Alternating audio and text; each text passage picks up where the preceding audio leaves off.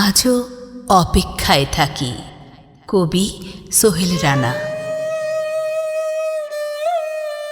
সারাদিন হেসে খেলে সূর্য অস্ত গেলে, রাতের আঁধারে নিশ্চুপ নিরালায় ঘুমোতে এলে, আমার বুকের চাপা কষ্টে আমি বিভোর থাকি।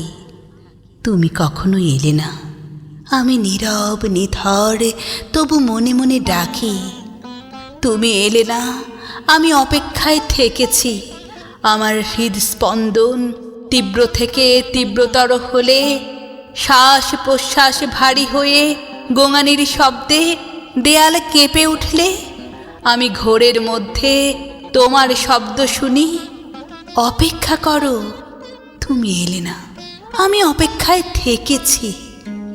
বসন্তী ফুলের মতো সেই কবে একবার এলে, এরপর আমি অপেক্ষা করেছি।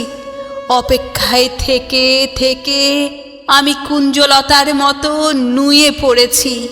তুমি এলে না, তুমি এলে না, আমি অপেক্ষায় থেকেছি। আমি বহুকাল অপেক্ষায় থেকেছি।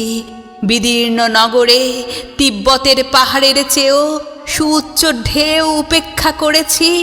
অপেক্ষায় শান্ত করেছি নিভৃতে বয়ে যাওয়া প্রশান্তের ঢেউ। তুমি এলে না, আমি অপেক্ষায় থেকেছি। আমি ক্রমেই গুটিয়ে আসছি, জীর্ণ শীর্ণ বাহু, ক্ষীণ তাপ।